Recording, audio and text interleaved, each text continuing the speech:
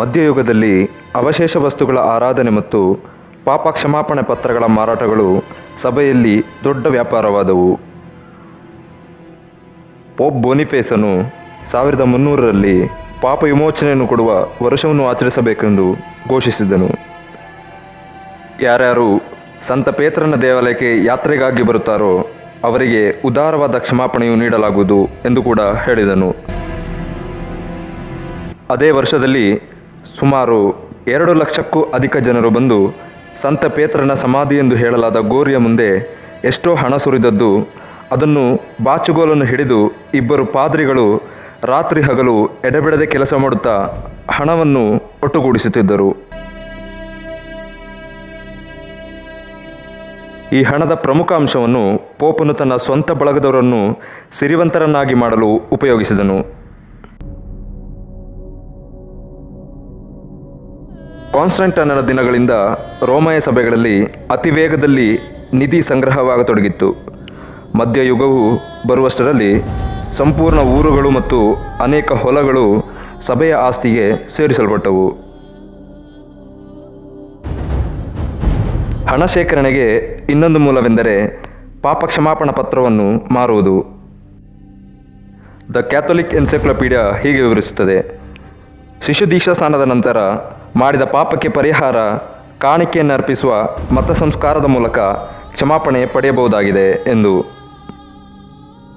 ಈ ಕರ್ತವ್ಯವನ್ನು ಇಹಜೀವನದಲ್ಲಿಯೂ ಪರಲೋಕದಲ್ಲಿಯೂ ಪೂರೈಸಬೇಕಾಗಿತ್ತು ಎಂದು ಬೋಧನೆಯಾಗುತ್ತಿತ್ತು. ಅವರ ಬೋಧನೆ ಪ್ರಕಾರ ಪಾಪ ಕ್ಷಮಾಪಣೆಯು ಪ್ರಾಯಶ್ಚಿತ್ತ ಹೊಂದಿದ ಪಾಪಿಗೆ ಈ ಲೋಕದಲ್ಲಿಯೇ ತನ್ನ ಸಾಲದ ಬಿಡುಗಡೆ ಎಂಬುದಾಗಿತ್ತು. ಕನ್ಯಾಮರಿಯಳು ಮತ್ತು ಸಂತರು ಪಾಪ ಕ್ಷಮಾಪಣೆಗಾಗಿ ಅನುಭವಿಸಿದಂಥ ಬಾಧೆಗಳು, ಕಷ್ಟಗಳು, ಶಿಕ್ಷೆಗಳು, ಅವರ ಸದ್ಗುಣಕ್ಕೆ ಎದುರಾದ ನಿಂದೆಗಳು ಇವುಗಳು ಎಂದು ಬೋಧಿಸಲಾಗುತ್ತಿತ್ತು. ಆದರೆ ನಮ್ಮ ಕರ್ತನಾದ ಯೇಸು ಕ್ರಿಸ್ತನು ನಮ್ಮ ಪಾಪಗಳಿಗಾಗಿ ಪ್ರಾಯಶ್ಚಿತ್ತನಾಗಿರಲಾಗಿ ಆತನ ರಕ್ತವು ನಮ್ಮನ್ನು ಸಕಲ ಪಾಪದಿಂದ ಶುದ್ಧಿ ಮಾಡುವಾಗ ಮರಿಯಳ ಮತ್ತು ಇತರ ಸಂತರ ಅರ್ಹತೆಗಳನ್ನು ಯಾವ ರೀತಿಯಲ್ಲಿ ಇದಕ್ಕೆ ಹೊಂದಿಸಲು ಸಾಧ್ಯವಿದೆ? ಮರಿಯಳು ಮತ್ತು ಇತರ ಸಂತರು ಮಾಡಿದ ಕೆಲಸಗಳಲ್ಲಿ ಯಾವುದನ್ನು ಕ್ರಿಸ್ತನು ಕಲ್ವಾರಿ ಬೆಟ್ಟದ ಮೇಲೆ ಮಾಡಿ ಮುಗಿಸಿದ ಕಾರ್ಯಕ್ಕೆ ಸೇರಿಸಲು ಸಾಧ್ಯವಿಲ್ಲ. ಇಂಥ ಸುಳ್ಳು ಪುರಾಣವು ನಮ್ಮ ಪಾಪ ಕ್ಷಮಾಪಣೆ ತತ್ವಕ್ಕೆ ಯಾವ ಆಧಾರವನ್ನು ಒದಗಿಸುವುದಿಲ್ಲ. ಅದು ಕೇವಲ ಮಾನವ ಸ್ವಕಲ್ಪನೆ ಎಂಬುದನ್ನು ನಾವು ಅರ್ಥೈಸಿಕೊಳ್ಳಬಹುದು. ಪಾಪ ಕ್ಷಮಾಪಣೆ ಎಂಬಂಥ ಈ ಸಿದ್ಧಾಂತವು ಹಣಕ್ಕೆ ಹೊಂದಿಸಿದ್ದಾಗಿತ್ತು. ಯಾಕೆಂದರೆ ಅನೇಕ ಧರ್ಮಾಧಿಕಾರಿಗಳು ಹಣದ ಲಾಭಕ್ಕಾಗಿಯೇ ಅನೇಕರನ್ನು ನೇಮಿಸಿದರು. ಇದರ ಕುತೂಹಲಕಾರಿ ಸಂಗತಿ ಏನೆಂದರೆ ಪಾಪ ಕ್ಷಮಾಪಣೆಯನ್ನು ಪಾಪಿಗಳಿಗೆ ಮಾರುವವರೇ ಹೆಚ್ಚಿನ ಪಾಪಿಗಳಾದರು. 1450ರಲ್ಲಿ ಆಕ್ಸ್ಫರ್ಡ್ ಯೂನಿವರ್ಸಿಟಿಯ ಮುಖ್ಯಾಧಿಕಾರಿಯಾದ ಥಾಮಸ್ ಗ್ಯಾಸ್ಕೋಯಿನ್ ಎಂಬುವರು ಪಾಪ ಕ್ಷಮಾಪಣೆ ಮಾರಾಟಗಾರರು ದೇಶದಲ್ಲೆಲ್ಲ ಸಂಚಾರ ಮಾಡಿ ಕ್ಷಮಾಪಣೆಯ ಪತ್ರವನ್ನು ಹಲವು ವೇಳೆ 2 ಪೆನ್ನಿಗೆ, ಒಂದು ವೇಳೆ 1 ಲೋಟ ಬೀರಿಗೆ ಅಥವಾ ತಮ್ಮ ಶರೀರದಾಶೆಗಳನ್ನು ಪೂರೈಸಿಕೊಳ್ಳಲು ಕೊಡುತ್ತಿದ್ದರು. ಮಾರ್ಟಿನ್ ಲೂಥರ್ನ ಕಾಲದಲ್ಲಿ ಸಂತ ಪೇತ್ರನ ದೇವಾಲಯ ಕಟ್ಟುವ ಕೆಲಸ ನಡೆದ ಕಾರಣ ಪಾಪ ಕ್ಷಮಾಪಣೆಯನ್ನು ಕೊಡುವುದರ ಮೂಲಕ ಹಣ ಶೇಖರಿಸುವುದಕ್ಕೆ ಪೋಪನೊಂದು ವಿಶೇಷ ಏರ್ಪಾಡು ಮಾಡಿದನು. ನೀತಿಗೆಟ್ಟವನೆಂದು ಪ್ರಸಿದ್ಧಿ ಹೊಂದಿದ ಜಾನ್ ಟೆಟ್ಜಲ್ ಎಂಬುವನನ್ನು ಕ್ಷಮಾಪಣೆಯನ್ನು ಮಾರುವುದಕ್ಕೆ ನೇಮಿಸಿದನು. ಇವನು ತನ್ನ ಸುಳ್ಳು ಪಾಂಡಿತ್ಯ ತೋರಿಸಿ ಹಣ ಶೇಖರಿಸುವುದರಲ್ಲಿ ನಿಪುಣನಾಗಿದ್ದನು. ಜಾನ್ ಟೆಟ್ಜಲ್ ಎಂಬಾತನು ಜರ್ಮನಿಯನ್ನು ಹೇಗೆ ಪ್ರವೇಶಿಸಿದನು ಎಂಬುದರ ಬಗ್ಗೆ ಇತಿಹಾಸದಲ್ಲಿ ಕಣ್ಣಾರ ಕಂಡ ಸಾಕ್ಷಿಯು ಈ ರೀತಿಯಾಗಿ ಇದೆ. ಪಾಪ ಕ್ಷಮಾಪಣೆಯನ್ನು ಕೊಡುವವನು ಪಟ್ಟಣವನ್ನು ಸಮೀಪಿಸಿದಾಗ ಪೋಪನ ಅಧಿಕೃತ ಶಾಸನ ಪತ್ರವನ್ನು ಜರಿ ಕೆಲಸ ಮಾಡಿದ ಮಮೆಕೆಲ್ ಬಟ್ಟೆ ಹೊದಿಸಿ ಹಿಡಿದ ಮನುಷ್ಯನು ಅವನ ಮುಂದೆ ಹೊರಟನು. ಎಲ್ಲ ಪಾದ್ರಿಗಳು, ಸನ್ಯಾಸಿಗಳು, ಪುರಸಭಾ ಸದಸ್ಯರು, ಶಾಲೆಯ ಉಪಾಧ್ಯಾಯರು, ಪಂಡಿತರು ಮತ್ತು ಎಲ್ಲ ಸ್ತ್ರೀ ಪುರುಷರು ಪತಾಕೆಗಳನ್ನು, ಮೇಣದ ಬತ್ತಿಗಳನ್ನು ಕೈಯಲ್ಲಿ ಹಿಡಿದುಕೊಂಡು ಹಾಡುತ್ತಾ ಅವನನ್ನು ಎದುರುಗೊಳ್ಳುವುದಕ್ಕೆ ಮೆರವಣಿಗೆಯಲ್ಲಿ ಹೋದರು. ನಂತರ ದೇವಾಲಯದ ಗಂಟೆಗಳು ಮೊಳಗುತ್ತಿದ್ದಂತೆ, ಆರ್ಗನ್ಗಳು ಬಾರಿಸುತ್ತಿದ್ದಂತೆ ಅವರೆಲ್ಲರೂ ಅವನ ಸಂಗಡ ಮುಖ್ಯ ದೇವಾಲಯಕ್ಕೆ ಹೋದರು. ದೇವಾಲಯದ ಮಧ್ಯದಲ್ಲಿ ಒಂದು ಶಿಲುಬೆಯನ್ನು ನಿಲ್ಲಿಸಲಾಯಿತು. ಆಗ ಪೋಪನ ಧ್ವಜವನ್ನು ತೋರಿಸಿದರು. ಸ್ವಲ್ಪದರಲ್ಲೇ ಹೇಳಬೇಕೆಂದರೆ ಅವರ ನಡವಳಿಕೆಯು ಅವರು ದೇವರನ್ನೇ ಸ್ವಾಗತಿಸುತ್ತಿದ್ದಾರೆ ಎಂಬಂತಿತ್ತು. ಆ ಶಿಲುಬೆಯ ಮುಂದೆ ಹಣ ಸ್ವೀಕರಿಸಲು ಒಂದು ದೊಡ್ಡ ಕಬ್ಬಿಣದ ಬೊಕ್ಕಸವನ್ನು ಇಟ್ಟರು. ನಂತರ ಪಾಪ ಕ್ಷಮಾಪಣೆಯನ್ನು ಕೊಂಡುಕೊಳ್ಳಲು ಅನೇಕ ರೀತಿಯಲ್ಲಿ ಜನರನ್ನು ಪ್ರೇರಿಸಲಾಯಿತು ಎಂಬುದು. ಪ್ರಾಯಶ್ಚಿತ್ತ ಸ್ಥಳದಲ್ಲಿ ಆತ್ಮಗಳಿಗೆ ಚಿತ್ರಹಿಂಸೆ ಕೊಡುತ್ತಿದ್ದ ಚಿತ್ರವನ್ನು ಟೆಟ್ಜಲನು ತನ್ನ ಸಂಗಡ ತೆಗೆದುಕೊಂಡು ಹೋಗಿದ್ದನು ಎಂದು ಕೂಡ ಹೇಳಲಾಗಿದೆ. ಬಕ್ಕಸದ ಮೇಲೆ ಬರೆಯಲಾದ ವಾಕ್ಯವನ್ನು ಅವನು ಮೇಲಿಂದ ಮೇಲೆ ಉಚ್ಚರಿಸುತ್ತಿದ್ದನು. ಆ ವಾಕ್ಯವು ಈ ರೀತಿಯಾಗಿತ್ತು. ಇದರ ಸರಳ ಅನುವಾದ ಈ ರೀತಿಯಲ್ಲಿದೆ: ಬೊಕ್ಕಸದಲ್ಲಿ ಹಣದ ಶಬ್ದ ಅಂದಾಕ್ಷಣ ಪ್ರಾಯಶ್ಚಿತ್ತ ಲೋಕದಲ್ಲಿ ಸಂಕಟ ಪಡುತ್ತಿದ್ದ ಆತ್ಮವು ಹೊರಬರುತ್ತದೆ ಎಂದು. ಶ್ರೀಮಂತರು ದೊಡ್ಡ ಮೊತ್ತದ ಹಣವನ್ನು ನೀಡಿದರು. ಬಡತನದಲ್ಲಿ ಮುಳುಗಿದ ಬಡವರು ಪ್ರಾಯಶ್ಚಿತ್ತ ಸ್ಥಳದಲ್ಲಿದ್ದ ತಮ್ಮ ಪ್ರಿಯರಾದವರಿಗೆ ಸಹಾಯ ಮಾಡಲು ಅಥವಾ ತಮ್ಮ ಪಾಪಗಳಿಗೆ ಕ್ಷಮಾಪಣೆ ಹೊಂದಲು ತಮ್ಮ ಕೈಯಲಾದ ಮಟ್ಟಿಗೆ ಸಮರ್ಪಣೆ ಮಾಡಿದರು. ಮೆಡಿವಲ್ ವಿಶ್ವವಿದ್ಯಾಲಯಗಳಲ್ಲಿ ತಮ್ಮ ನಿಜವಾದ ಅಭಿಪ್ರಾಯವನ್ನು ಸಮರ್ಥಿಸಬೇಕಾದಲ್ಲಿ ಅವರು ತಮ್ಮ ವಿಚಾರದ ನಿರೂಪಣೆಯನ್ನು ಬಹಿರಂಗವಾಗಿ ಕಂಬಗಳಿಗೆ ಅಂಟಿಸಿ ಈ ವಿಚಾರಗಳ ಮೇಲೆ ಚರ್ಚಿಗೆ ಆಮಂತ್ರಣ ನೀಡಬಹುದಾಗಿತ್ತು. ಆ ಪದ್ಧತಿಯನ್ನು ಅನುಸರಿಸಿ ಮಾರ್ಟಿನ್ ಲೂಥರನು ತನ್ನ ಸುಪ್ರಸಿದ್ಧವಾದ ಸಮರ್ಥಿಸಬೇಕಾದ 95 ವಿಷಯಗಳನ್ನು ಜರ್ಮನಿಯ ವಿಟ್ಟನ್ಬರ್ಗ್ದಲ್ಲಿರುವ ಕ್ಯಾಸಲ್ ದೇವಾಲಯದ ಬಾಗಿಲಿಗೆ ಮೊಳೆಯಿಂದ ಹೊಡೆದು ಅಂಟಿಸಿದನು. 95ರಲ್ಲಿ ಅವನ 27ನೇ ಅಂಶವು ಹಣವು ಬೊಕ್ಕಸದೊಳಕ್ಕೆ ಬಿದ್ದ ಕ್ಷಣದಲ್ಲಿ ಆತ್ಮಗಳು ಪ್ರಾಯಶ್ಚಿತ್ತ ಸ್ಥಳದಿಂದ ಹೊರಬರುತ್ತದೆ ಎಂಬ ವಿಚಾರಕ್ಕೆ ವಿರೋಧ ಸೂಚಿಸುತ್ತಿತ್ತು. ಮಾರ್ಟಿನ್ ಲೂಥರನು ಪಾಪ ಕ್ಷಮಾಪಣೆ ಮಾರಾಟದ ವಿರುದ್ಧ ಭಾಷಣ ಮಾಡತೊಡಗಿದನು. ಅವನ ಭಾಷಣದ ಕೊನೆಯಲ್ಲಿ ಇಂಥ ಪಾಪ ಕ್ಷಮಾಪಣೆಯ ವಿಷಯವನ್ನು ಕುರಿತು ಹೇಳುತ್ತಿದ್ದನು: ಪಾಪ ಕ್ಷಮಾಪಣಾ ಪತ್ರಗಳು ಶ್ರದ್ಧಾಭಕ್ತಿಯ ವಂಚನೆಯಾಗಿದೆ. ದೇವರ ನ್ಯಾಯದ ದೃಷ್ಟಿಯಲ್ಲಿ ಯಾರು ಪಾಪಕ್ಕೆ ಶಿಕ್ಷೆಯ ಬಿಡುಗಡೆಯನ್ನು ನಿಜವಾಗಿ ಹೊಂದುತ್ತಾರೋ ಅಂಥವರಿಗೆ ಪಾಪ ಕ್ಷಮಾಪಣಾ ಪತ್ರದ ಪ್ರಯೋಜನವಾಗುವುದಿಲ್ಲ ಎಂದು ಹೇಳಿದ್ದಕ್ಕೆ ಪೋಪ್ ಲಿಯನು ಶಾಸನದ ಪತ್ರದಲ್ಲಿ ಅವನನ್ನು ಆಪಾದಿಸಿದನು. ಮಾರ್ಟಿನ್ ಲೂಥರನ ಸುಧಾರಣಾ ಕಾರ್ಯವು ಪ್ರಾಯಶ್ಚಿತ್ತ ಸ್ಥಳದಲ್ಲಿರುವ ಆತ್ಮಗಳಿಗೆ ಹಣ ಕೊಡುವುದರಿಂದ ಉಂಟಾಗುವ ದುರುಪಯೋಗಗಳನ್ನು ಬಯಲು ಮಾಡಿತು. ಇಂದು ಜನರಿಗೆ ಹಿಂಸೆಯನ್ನು ಅನುಭವಿಸುವ ಆತ್ಮಗಳ ಬಿಡುಗಡೆಗೋಸ್ಕರ ಹಣ ಕೊಡಬೇಕಾಗುತ್ತದೆ ಎಂದು ಹೇಳುವುದಿಲ್ಲ. ಆದಾಗ್ಯೂ ಸತ್ತವರಿಗಾಗಿ ಹಣ ಕೊಡುವುದು, ಪ್ರಾರ್ಥನೆ ಮಾಡುವುದು ಜೊತೆಯಾಗಿ ನಡೆಯುತ್ತಿದೆ. ಶುದ್ಧೀಕರಣ ಸ್ಥಳದಿಂದ ಪರಲೋಕಕ್ಕೆ ಆತ್ಮಗಳು ತೆಗೆದುಕೊಳ್ಳಲು ಅಥವಾ ಕ್ಷಮಾಪಣೆ ಹೊಂದಲು ಇಂದು ಹಣವನ್ನು ನೀಡಬೇಕಾಗಿದೆ. ಐರಿಷ್ನಲ್ಲಿ ಒಂದು ಗಾದೆ ಮಾತಿದೆ: ದೊಡ್ಡ ಮೊತ್ತ ದೊಡ್ಡ ಆರಾಧನೆ, ಸಣ್ಣ ಮೊತ್ತ ಸಣ್ಣ ಆರಾಧನೆ, ಹಣವಿಲ್ಲದೆ ಹೋದರೆ ಆರಾಧನೆ ಇಲ್ಲ ಎಂದು. ನವೆಂಬರ್ 2ರಂದು ನಡೆಯುವ ಎಲ್ಲ ಆತ್ಮಗಳ ದಿನ. ಆ ದಿನದ ಆರಾಧನೆಗೆ ತಮ್ಮ ಪರವಾಗಿ ಯಾರು ಹಣ ಕೊಡದೆ ಹೋಗುವರೋ ಅಂಥವರನ್ನು ಪಶ್ಚಾತ್ತಾಪ ಸ್ಥಳ ಅಂದರೆ ಶುದ್ಧೀಕರಣ ಸ್ಥಳದಲ್ಲಿ ಮರೆತು ಹೋದ ಆತ್ಮ ಎಂದು ಕೂಡ ಹೇಳುತ್ತಾರೆ. ಈ ಬೋಧನೆಯಿಂದ ಭಯಗೊಂಡಂಥ ರೋಮನ್ ಕಥೋಲಿಕನು ವರ್ಷಾನುವರ್ಷ ಈ ಆರಾಧನೆಯಲ್ಲಿ ಪಾಲ್ಗೊಂಡೇಗೊಳ್ಳುತ್ತಾನೆ. ಬೈಬಲ್ ಹೇಳುತ್ತದೆ, ಐಶ್ವರ್ಯವಂತನು ಪರಲೋಕ ರಾಜ್ಯದಲ್ಲಿ ಸೇರುವುದು ಕಷ್ಟ ಎಂಬುದಾಗಿ. ಪ್ರಾಯಶ್ಚಿತ್ತ ಲೋಕದಿಂದ ತಪ್ಪಿಸಿಕೊಂಡು ಪರಲೋಕಕ್ಕೆ ಹೋಗಲು ಹಣವು ಸಹಾಯಕರವಾಗುವುದಾದರೆ ಈ ಹೇಳಿಕೆಯು ಸತ್ಯವಾದದ್ದಾಯ್ತಲ್ಲವೇ?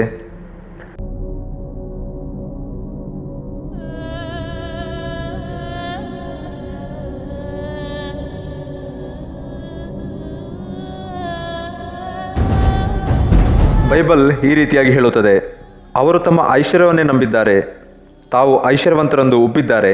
ಆದರೆ ಯಾವನಾದರೂ ತನ್ನ ಸಹೋದರನ ಸಮಾಧಿಯಲ್ಲಿ ಸೇರದೆ ಶಾಶ್ವತವಾಗಿ ಬದುಕಿರುವುದಕ್ಕಾಗಿ ದೇವರಿಗೆ ಈಡನ್ನು ಕೊಟ್ಟು ಅವನ ಪ್ರಾಣವನ್ನು ಬಿಡಿಸಲಾರನು ಎಂಬುದು.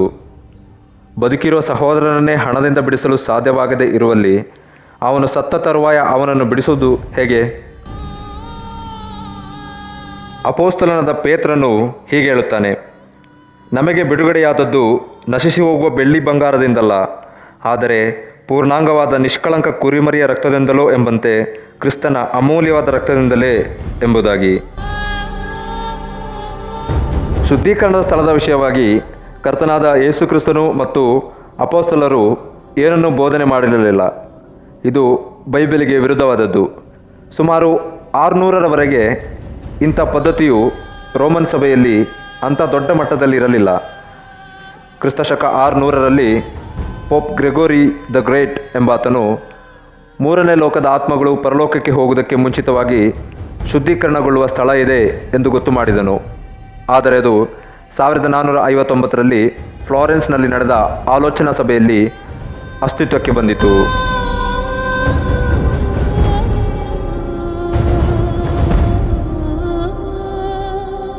12ನೇ ಶತಮಾನದಲ್ಲಿ ಒಂದು ಜೀವನ ಚರಿತ್ರೆಯ ಕಥೆಯು ಜನರಲ್ಲಿ ಹರಡಿತು. ಅದರಲ್ಲಿ ಸಂತ ಪ್ಯಾಟ್ರಿಕ್ ಎಂಬುವನು ಪ್ರಾಯಶ್ಚಿತ್ತ ಲೋಕದ ನಿಜವಾದ ಪ್ರವೇಶವನ್ನು ಕಂಡುಹಿಡಿದನೆಂದು ಹೇಳಲಾಯಿತು. ಕೆಲವು ಅನುಮಾನಗಳಿಗೆ ಮನದಟ್ಟು ಮಾಡಲು ಅವನು ಐರ್ಲೆಂಡಿನಲ್ಲಿ ಒಂದು ಆಳವಾದ ತಗ್ಗನ್ನು ಅಗಿಸಿದನು. ಅದರೊಳಗೆ ಅನೇಕ ಸನ್ಯಾಸಿಗಳು ಇಳಿದರು. ಅವರು ಹೊರಗೆ ಬಂದಾಗ ಪ್ರಾಯಶ್ಚಿತ್ತ ಲೋಕ ಮತ್ತು ನರಕ ಹೇಗಿವೆ ಎಂಬುದನ್ನು ಭಯಾನಕ ದೃಶ್ಯಗಳು ಕಣ್ಣಿಗೆ ಕಟ್ಟುವಂತೆ ವರ್ಣಿಸಿದರು ಎಂದು ಒಂದು ದಂತಕಥೆಯು ಹೇಳುತ್ತದೆ. 1153ರಲ್ಲಿ ಐರಿಷ್ ಯುದ್ಧವೀರನು ತಾನು ಸಹ ಆ ತಗ್ಗಿನಲ್ಲಿ ಇಳಿದು ಹೋಗಿ ಪಾತಾಳವನ್ನು ಕಂಡು ಬಂದಿರುವುದಾಗಿ ಹೇಳಿದನು. ಆ ಸ್ಥಳವನ್ನು ನೋಡಲು ದೂರದಿಂದ ಅನೇಕ ಜನರು ಬಂದರು.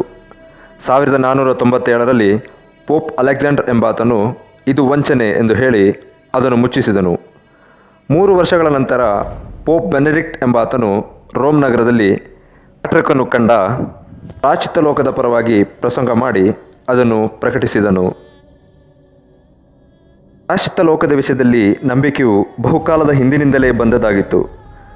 ಕ್ರಿಸ್ತಪೂರ್ವ 427ರಲ್ಲಿ ಜೀವಿಸಿದ ಪ್ಲೇಟೋ ಎಂಬುವನು ತನ್ನ ಕಾಲದಲ್ಲಿದ್ದ ಆರ್ಫಿಕ್ ಬೋಧಕರ ವಿಷಯದಲ್ಲಿ ಹೀಗೆ ಹೇಳಿದ್ದಾನೆ: ಇವರು ಐಶ್ವರ್ಯವಂತನ ಬಾಗಿಲಿಗೆ ತಂಡವಾಗಿ ಹೋಗಿ ತಮ್ಮ ಅಧೀನದಲ್ಲಿ ಪರಲೋಕದಿಂದ ಪಡೆದ ಒಂದು ಶಕ್ತಿ ಇದೆ. ಬಲಿ ಅರ್ಪಿಸುವುದರ ಮೂಲಕ ಮತ್ತು ತಮ್ಮ ಮಂತ್ರತಂತ್ರದ ಪ್ರಯೋಗದ ಮೂಲಕ ಆ ಶಕ್ತಿಯಿಂದ ಯಾರಾದರೂ ಅಥವಾ ಪೂರ್ವಿಕರಲ್ಲಿ ಯಾರಾದರೂ ಎಂಥದೇ ದುಷ್ಕಾರ್ಯ ಮಾಡಿದ್ದರೂ ಅದನ್ನು ಪರಿಹರಿಸಲು ಶಕ್ತರಾಗಿದ್ದೇವೆ. ತಮ್ಮ ರಹಸ್ಯ ಶಕ್ತಿಗಳು ಅವರನ್ನು ಇನ್ನೊಂದು ಲೋಕದ ಹಿಂಸೆಯಿಂದ ಬಿಡಿಸುತ್ತವೆ. ಒಂದು ವೇಳೆ ಅದನ್ನು ಅಲಕ್ಷ್ಯ ಮಾಡಿದಲ್ಲಿ ಅಂಥವರನ್ನು ಭಯಂಕರ ಶಿಕ್ಷೆಗೆ ಗುರಿಪಡಿಸಲಾಗುವುದು ಎಂದು ಅವನನ್ನು ಪ್ರೇರೇಪಿಸಲು ಪ್ರಯತ್ನಿಸುತ್ತಿದ್ದರು ಎಂಬುದು. ಬೌದ್ಧ ಧರ್ಮದ ಗ್ರಂಥದಲ್ಲಿ ಪ್ರಾಯಶ್ಚಿತ್ತ ಲೋಕದ ವಿಷಯ ವಿಸ್ತಾರವಾದ ವಿವರಣೆ ಇದೆ. ಚೀನಾ ದೇಶದ ಅನೇಕ ಬೌದ್ಧಮತೀಯರು ತಮ್ಮ ಪ್ರಿಯರನ್ನು ಪ್ರಾಯಶ್ಚಿತ್ತ ಲೋಕದಿಂದ ಬಿಡಿಸಲು ಪ್ರಾರ್ಥನೆಗಳನ್ನು ಕೊಂಡುಕೊಳ್ಳಲು ಬರುತ್ತಿದ್ದರು. ಇದಕ್ಕೋಸ್ಕರ ವಿಶೇಷ ಅಂಗಡಿಗಳು ಹಾಕಲ್ಪಟ್ಟವು. ಝೊರೋಸ್ಟರ್ ಮತದಲ್ಲಿ ಪರಲೋಕವನ್ನು ಪ್ರವೇಶಿಸುವುದಕ್ಕೆ ಮುನ್ನ ಆತ್ಮವು ಸಾಕಷ್ಟು ಶುದ್ಧವಾಗಲು 12 ಹಂತಗಳನ್ನು ದಾಟಬೇಕಾಗಿತ್ತು. ಸ್ಟೋಯಿಕ್ಸ್ ಜಾತಿಯವರು ಜ್ಞಾನೋದಯದ ಒಂದು ಮಧ್ಯಸ್ಥಳವನ್ನು ಕಲ್ಪಿಸಿದರು. ಅವರು ಅದನ್ನು ಎಂಪರೋಸಸ್ ಎಂದು ಕರೆದರು. ಅದರ ಅರ್ಥ ಅಗ್ನಿಯ ಸ್ಥಳ ಎಂದಾಗುತ್ತದೆ. ಇಸ್ಲಾಮಿನ ತತ್ವದ ಪ್ರಕಾರ ಮುನ್ಕರ್ ಮತ್ತು ನೇಕಿಯರ್ ಎಂಬ ದೇವದೂತರು ಅವರ ಧರ್ಮದ ಕಟ್ಟಳೆ ಪ್ರಕಾರ ಮತ್ತು ಅವರ ಪ್ರವಾದಿಗಳ ಪ್ರಕಾರ ಸತ್ತವರ ನ್ಯಾಯವಿಚಾರಣೆಯನ್ನು ಮಾಡುತ್ತಾರೆ. ಹೀಗೆ ಇವರಲ್ಲಿ ಅನೇಕರು ಪ್ರಾಯಶ್ಚಿತ್ತ ಲೋಕಕ್ಕೆ ಹೋಗುತ್ತಾರೆ. ಆದರೆ ಮತಗುರುಗಳಿಗೆ ಅಥವಾ ಪುರೋಹಿತನಿಗೆ ಹಣ ಕೊಟ್ಟರೆ ಅವರಿಗೆ ಬಿಡುಗಡೆ ಪ್ರಾಪ್ತವಾಗುತ್ತದೆ ಎಂಬುದು.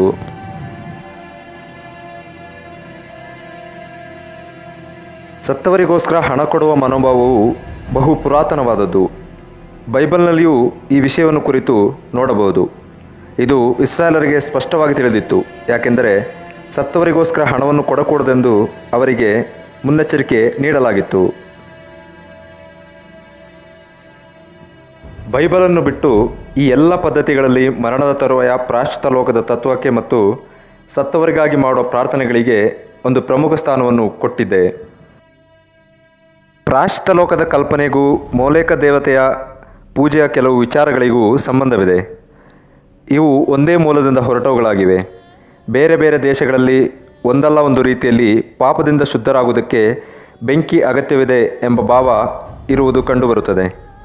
ಇಸ್ರಾಯೇಲರಿಗೆ ಅವರು ತಮ್ಮ ಮಕ್ಕಳಲ್ಲಿ ಯಾರನ್ನೂ ಮೋಲೇಕನಿಗೆ ಆಹುತಿ ಕೊಡಕೂಡದೆಂದು ಮೇಲಿಂದ ಮೇಲೆ ಎಚ್ಚರಿಕೆ ಕೊಡಲಾಗುತ್ತಿತ್ತು. ಮೋಲೇಕನನ್ನು ಕೆಲವರು ಬಾಳನೆಂದು ಕೆಲವರು ನಿಮ್ರೋದನೆಂದು ಹೇಳುತ್ತಾರೆ. ಮಾನವನ ಬಲಿಯರ್ಪಣೆಯಿಂದ, ಶುದ್ಧೀಕರಣದಿಂದ, ಅಂಗಹೀನ ಮಾಡಿಕೊಳ್ಳುವುದರಿಂದ, ಬ್ರಹ್ಮಚರ್ಯ ಮತ್ತು ಕನ್ಯತ್ವದ ಪ್ರತಿಜ್ಞೆಯಿಂದ, ಚಚ್ಚಲು ಮಗನ ಪ್ರತಿಷ್ಠೆಯಿಂದ ಪೂಜಿಸಲಾಗುತ್ತಿತ್ತು. ಕೆಲವು ಸಾರಿ ಅವನನ್ನು ಭಯಂಕರ ಪ್ರತಿಮೆಯಾಗಿ ರೂಪಿಸುತ್ತಿದ್ದರು. ಅವನೊಳಗೆ ಬೆಂಕಿ ಉರಿಯುತ್ತಿತ್ತು. ಅವನ ಕೈಯಲ್ಲಿ ಏನೇ ಇಡಲಿ ಅದು ಭಸ್ಮವಾಗುತ್ತಿತ್ತು. ಈ ಚಿತ್ರದಲ್ಲಿ ಕಾಣುವಂತೆ ಪೂಜಾರಿಯು ತಾಯಿಯ ಕೈಯಿಂದ ಮಗುವನ್ನು ತೆಗೆದುಕೊಂಡು ಮೋಲೇಕನಿಗೆ ಅರ್ಪಿಸುತ್ತಿರುವುದನ್ನು ಕಾಣಬಹುದು. ಮಕ್ಕಳನ್ನು ಹೆತ್ತವರು ಆಲಾಪದ ಧ್ವನಿಯನ್ನು ಅಡಗಿಸಲು ಜೋರಾಗಿ ನಗಾರಿಗಳನ್ನು ಬಾರಿಸಲಾಗುತ್ತಿತ್ತು. ಈ ನಗಾರಿಗೆ ಟೊಫೀಮಾ ಎಂದು ಹೆಸರು. ಈ ಹೆಸರಿನಿಂದ ತೋಫೆತ್ ಎಂಬ ಪದವು ಉಂಟಾಯಿತು. ಎರೇಮಿಯ ಪ್ರವಾದಿಯ ಪುಸ್ತಕದಲ್ಲಿ ನೋಡುತ್ತೇವೆ, ತಮ್ಮ ಗಂಡು ಹೆಣ್ಣು ಮಕ್ಕಳನ್ನು ಆಹುತಿ ಕೊಡೋದಕ್ಕೆ ತೋಫೆತ್ ಎಂಬ ಪೂಜಾ ಸ್ಥಳವನ್ನು ಕಟ್ಟಿದ್ದಾರೆ ಎಂಬುದಾಗಿ. ನಗಾರಿಗಳು ಬಾರಿಸುತ್ತಿರುವಾಗ ತುತೂರಿಗಳ ಧ್ವನಿ ಮೊಳಗುತ್ತಿರುವಲ್ಲಿ ಪೂಜಾರಿಯು ಮಂತ್ರ ಜಪಿಸುತ್ತಿದ್ದನು. ಆಗ ಮಾನವನ ಬಲಿ ಅರ್ಪಿತವಾಗಿ ಉರಿಯೋ ಬೆಂಕಿಯಲ್ಲಿ ಹಾಕಲ್ಪಡುತ್ತಿತ್ತು. ಇಂಥ ಕ್ರೂರ ಸಂಸ್ಕಾರಗಳಿಂದ ಮತ್ತು ಹಣ ಕೊಡುವುದರ ಮೂಲಕ ಜನರು ತಮ್ಮ ಪಾಪ ಪರಿಹಾರಗಳನ್ನು ಕೊಂಡುಕೊಳ್ಳಬಹುದೆಂದು ತಿಳಿಯುತ್ತಾರೆಂಬುದನ್ನು ಯೋಚಿಸುವುದು ಬಹಳ ದುಃಖಕರವಾದದ್ದಾಗಿದೆ. ಆದರೆ ಶುಭ ಸಮಾಚಾರವೇನೆಂದರೆ ಯೇಸು ಕ್ರಿಸ್ತನಿಂದ ಈಗಾಗಲೇ ಬೆಲೆ ಕೊಟ್ಟಾಗಿದೆ. ರಕ್ಷಣೆಯು ಕೃಪೆಯಿಂದ ಮಾತ್ರ ದೊರೆಯುತ್ತದೆ. ಹಣದ, ಮನುಷ್ಯರ ಕಾರ್ಯಗಳು, ಆಹುತಿಗಳ ಮತ್ತು ಹರಕೆಗಳ ಯೋಗ್ಯತೆಯ ಪ್ರಭಾವದಿಂದಲ್ಲ. ಯಾಕೆಂದರೆ ನಂಬಿಕೆ ಮೂಲಕ ಕೃಪೆಯಿಂದಲೇ ನಾವು ರಕ್ಷಣೆ ಹೊಂದಿದವರಾಗಿದ್ದೇವೆ. ಆ ರಕ್ಷಣೆಯು ನಮ್ಮಿಂದುಂಟಾದದಲ್ಲ, ಅದು ದೇವರ ದಾನವೇ. ಅದು ಕ್ರಿಯೆಗಳಿಂದ ಉಂಟಾದದಲ್ಲ.